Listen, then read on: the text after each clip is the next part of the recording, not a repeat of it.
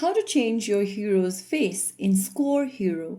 Hi everyone, welcome back to Crazy Gamer. Today in this video we will be learning how you can easily change your hero's face on Score Hero game so that you can give your hero a unique look. First of all, open the Score Hero game on your device, and once you're inside this home page, go to the bottom of the screen and tap on the Hero button.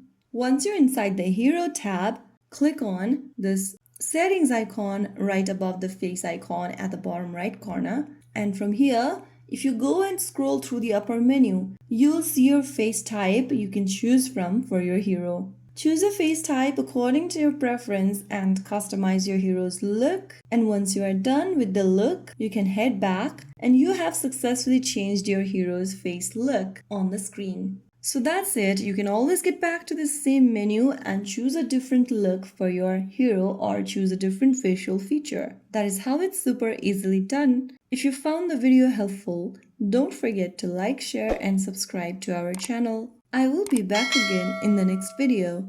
Thank you for watching.